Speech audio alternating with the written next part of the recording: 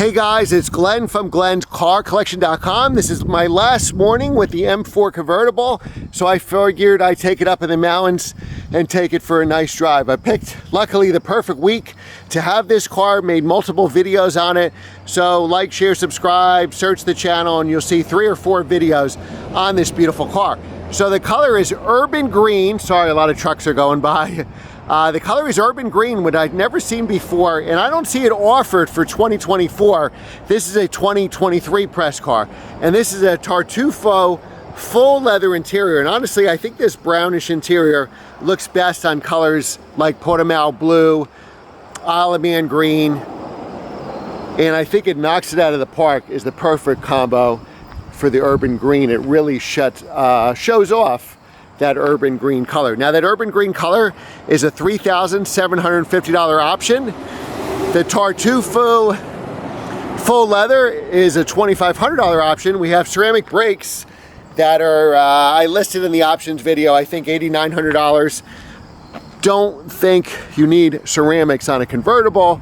I certainly get it on the regular M4 because you may take it to the track, but you're not taking a car that's 300 to 400 pounds heavier convertible to the track, that's for sure. But it looks nice, certainly. Now they only come one way, the competition.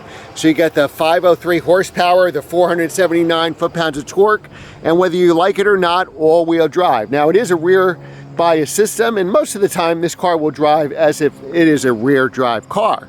So obviously you have the competition wheels, which are my favorite wheels for this. The ceramic brakes with those gold calipers. And let's take this for a mountain drive. Okay, we're in the 2024 M4 convertible. So the first thing what I'm going to do is put the top up. I think it's just going to be too windy today for our drive. So let's start the car first so we don't drain the battery, and the top should go up. I think it's 19 seconds down and 12 up, so let's see if we can count. Now to pull up, you pull up just like, hey, I want the top up. The opposite of the parking brake, because the parking brake is like up, you pull back to set it, down as if it was a manual parking brake, and I believe the parking brake and park has to be set to do this, I believe.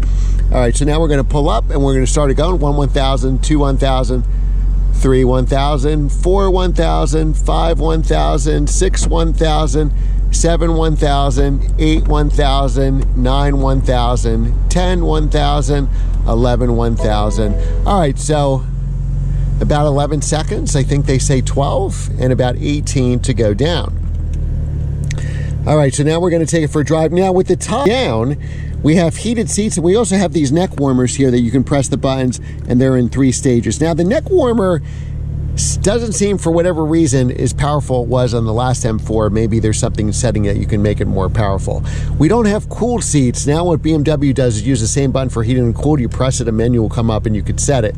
And I believe, and I said this in another video, I think it's because we have the full leather here. If we didn't have the full leather seats, we would have the cooled seats. All right, so now you could press M mode. I'm not going to try to cover what I cover in the other videos. I try to talk different. This video will be more of a mountain drive and what I've learned having a few days with this car. What I like, what I don't like, and things I learned about it. So this is a regular instrumentation here.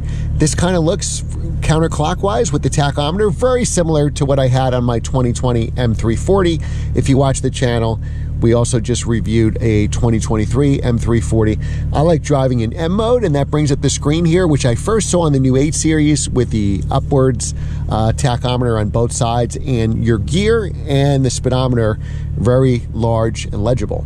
Now, if we put the gear selector to the right, it goes in drive, you put it to the right again, and we're toggling back and forth essentially for manual mode. It's not a dual clutch and 8-speed torque converter automatic, but I do like shifting my own gears, and we have the optional carbon fiber package, which gives us these carbon fiber paddles. Now, don't be confused by going to the left, because if you go to the left, you go into neutral. So if you're on the road, don't think left is manual or right is drive. You just keep going to the right, and it'll toggle between the two. Now, what I learned is when you drive this car in efficient mode, you will impress nobody. It feels like a 330, which is not a bad thing, but if you want to impress your significant other and accelerate, don't do it in efficient mode, do it in Sport or Sport Plus. Sport Plus gives you all the cracks and pops that you're used to. Sport is just more lively throttle response, more engine response, but you don't get the the cracks and booms that you do in Sport Plus mode. Sport and Sport Plus obviously make it a lot stiffer inside the car. I really don't think you need it. I'm taking the turns just fine in comfort mode. Sport steering and Sport brake make it more heft to it, and honestly I don't like either, so I drive in comfort. So that's the way we're going to drive it. We're going to drive, let's drive in Sport Plus, why not? And then you can hear the pops and bangs. All right, so we're going to drive in manual mode where I can shift the gears. In efficient mode, gas mileage seems pretty good.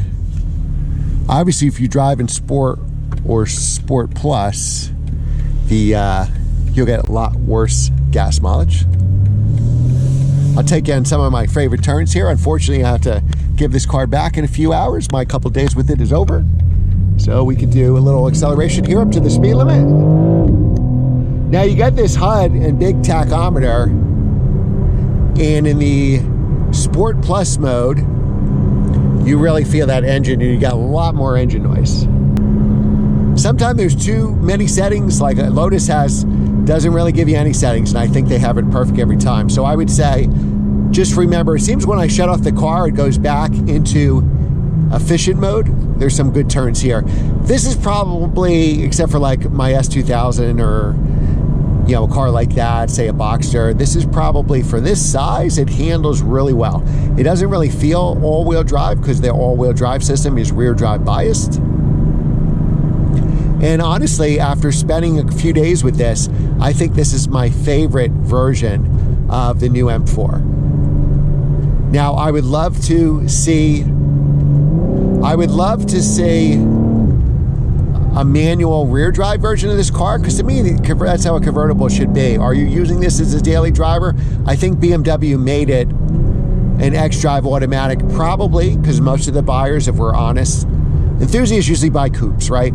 So people that just want to have fun in their car and enjoy the weather probably wouldn't mind an automatic, because they're going to take it to work, they're going to drive down the shore and cruise around, so they're probably not slaying a back road. I'm sure if they offered a manual for the convertible, the take rate would probably be 10%. Who knows, maybe even less than that. Now, it does a really good convincing, we'll downshift here, so we're going to go from 5th to 4th, down to 3rd. It does a very convincing manual. We're going to have to let these, the problem is with these cars just go and they don't slow down, so. All right, so now at a dead stop, it downshifts us to 1, but unless you're at a dead stop, it won't do that. So keep that in mind if you're shifting your own gears. If you're merging onto, say, a highway and you had to go down to 5 miles an hour, now you're accelerating in 2nd. So I found that it's better to come to a complete stop to get that into 1st. It'll downshift to 1st automatically, and then you could accelerate onto the highway, busy intersection, whatever you need to do. Now, being a convertible, it's not going to be, this is probably the most stiffest convertible BMW ever built. Let's put it in auto mode just here while I talk, and I'll put it down to sport. Being a convertible, there are some squeaks and rattles. This car is about 8,000 miles, and that's probably like 80,000 miles for a regular car, because press cars tend to be driven hard and abused. But you will, on some of the bumps here, if I'm not talking and I was totally silent, you'd hear a little bit of squeaks and rattles. So that's kind of par for the course for any convertible, and that's probably why us enthusiasts most of the time go for the coupe.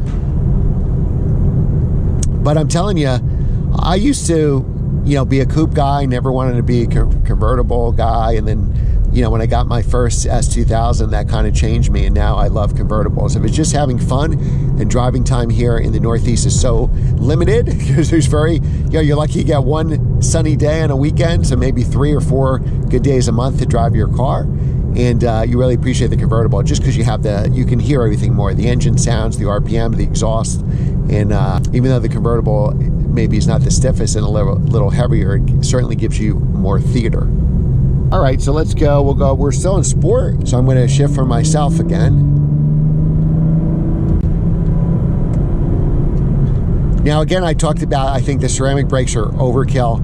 This car has a sticker, and I did an options video of $119,000, just shy of $120,000, including destination. If I remember correctly, for that video, I think base price was about 89 or 90, somewhere in that range. So this car does have about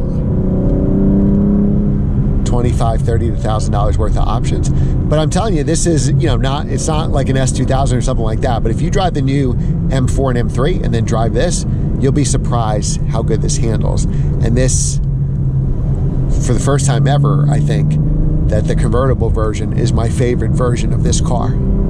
I love the urban green. I think it's worth every penny of that $3,750.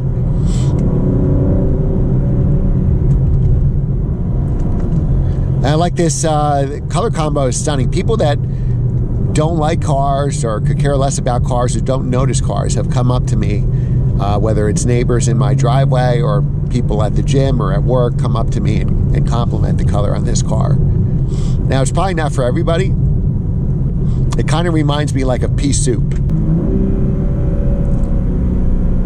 Now, the transmission is very responsive. I 100% know why they got rid of the dual clutch transmission, because that dual clutch transmission, as good as it was on, say, upshifts and downshifts, it was just horrible in traffic. And that's why on the last generation I would get the manual 100%. I would love to have a Yas Marina manual convertible, because I think it would just be a fun car, and the price point is really good, but because they're in the $40,000, $50,000 range. But every single Yas Marina convertible I see is dual clutch, and I just don't like the dual clutch around town. I mean, if you're gonna have a use case for a car, if it's only doing this on Saturday and Sunday mornings, I think you'd be fine. But if you gotta like take the kids to school or go to work or sit in traffic, go to the grocery store, I think you're gonna have a really hard time with that transmission, with the jerkiness of it. All right, so let's get away from slow cars. And we'll turn left here. See, now that put us in second. We were only going 9 miles an hour, so obviously went in downshift to first until we went to 0. So keep that in mind, that you're really doing second gear accelerations. Now, why all-wheel drive? Did they ruin the fun? Well, I'm going to say they didn't. We were all disappointed in model year 2018 when the M5 went all-wheel drive, but the reason it went all-wheel drive to get that 600 plus horsepower to the ground. If you remember the previous generation M5, it just wasn't able to put the power down. And you could say the same for the last generation M3, M4, that the power always overwhelmed the rear wheels. So one way now to have all this horsepower, the 503 horsepower coming to the ground, is with that all-wheel drive. So you can get the base version that has less horsepower, and that's a rear drive car with manual, not the convertible, but the M4 coupe or the M3 coupe. And even that car has trouble putting the power down. And that's why when they did the competition version, they just said all-wheel drive. So I think the best, and they don't make it, the best way to configure these cars to me would be a manual with all-wheel drive, but I'm sure the take rate would be like 5%, so it wouldn't make sense for them to do that, unfortunately.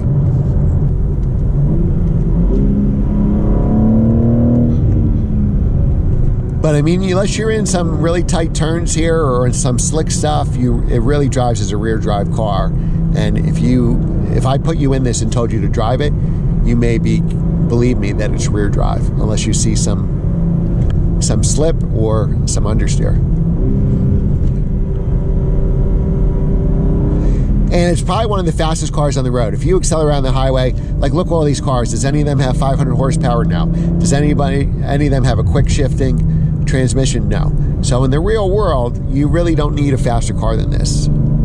Couple things as far as daily driver goes. You do have an outlet here, and the Apple CarPlay is finicky. It worked the first day, no problem. I haven't been able to get it worked in the last 2 days. I'm sure it's something I'm doing, but I'm trying every troubleshooting. It says the Wi-Fi is connected, and I really don't know why it's not working. All right, so let's do this. And gas mileage is really going to be dependent on how you use this car. We could do a little acceleration to the speed limit. There we go. And again, all-wheel drive works there. It gets all this power to the ground. With the previous generation M4, I felt like the rear wheels were always kind of going sideways. So Would I buy this car? Would I buy this car? 1,000% yes. I love this car. And honestly, I would try to find the spec, which I'm sure doesn't exist. If you know of an urban green M4 convertible for sale, let me know. But I could definitely see myself owning this car. So the downsides, obviously, the convertible is you have a very small back seat. So whoever's back there, maybe preteens, toddlers, have to have small feet. Because even if you have the leg room, you don't have the room for your feet. And like most convertibles, like even 911 convertibles, the back seats are more upright. So I don't think you're going to be able to fit child seats in there, and obviously see what's safe to do.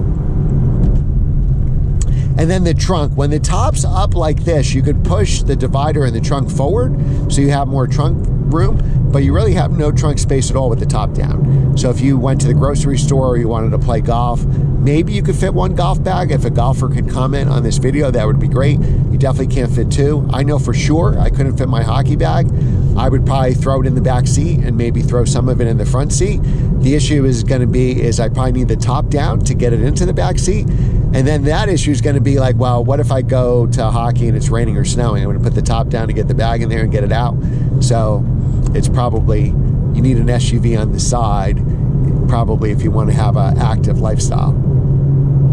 And so in conclusion, thank you BMW. BMW provided this car in a full tank of gas, which I've refilled, but I've tried to drive it as much as possible. And yeah, this is probably my favorite press car that I've had. I've driven Ferraris and Lamborghinis for dealerships, but this, as far as a press car goes, this has got to be close to number one, if not number one. All right, guys, thanks again. We'll take some more turns here and then I'll end the video. Now, you could hear when I go over some of these bumps, you can hear those kind of squeaks and rattles, right? And I think that's indicative of any convertible. I hear that the hardtop cars, the squeaks and rattles were even worse. So I know every generation they make the car stiffer and stiffer. But I don't think we're going to ever dial that out 100% of the time. So the good news is, again, you could override it in automatic mode, but I drive in manual mode. Now I could do a downshift, see how quick that was. It does a great imitation of a dual clutch transmission. If I told you it was a dual clutch and rear drive, you'd probably believe me. And it's an 8-speed torque converter automatic and all-wheel drive. Usually convertibles have a lot of push. Even when I drove a modern Audi R8 convertible, the understeer was really pronounced compared to, say, my R8 coupe, and you really notice the difference. This feels to me exactly, you know, like the M3 sedan I drove and the M4 manual that I reviewed. Now, I'm sure if I drove them back to back, because I'm not driving them back to back, there would be a difference, but what I guess my point is, it's not really noticeable like it used to. BMW's done a great job here, where I think if you could get away with the trunk and the back seat room, that maybe this is the version you should buy rather than the coupe. What do you think of that? Let me know in the comments below. All right, I think we're done here. So thanks for watching. Remember to like, share, and subscribe. And I will see you next time. Remember, we have 1,000 videos on YouTube now. So if you want to know if I ever drove a X3 M or an M2, which I've owned, a Ferrari, you know, 812 Superfast, I've driven all those cars. So just type in Glenn's Car Collection and the car you want to know about in the search box. How does this compare to my other M cars? Well, I could tell you it's a lot faster. I've had 9 BMWs, 8 M cars, multiple E46 M3s, all manual transmissions, every one of them, except for my M340, a E90 M3, a 1 Series M, M2, Z3 M Coupe, and I'm sure there's a couple I'm forgetting, and they were just, this car blows them away. I mean, my M2 made my E46 M3 feel slow, and this makes my M340 and every car I've owned feel slow. Thanks for watching, guys.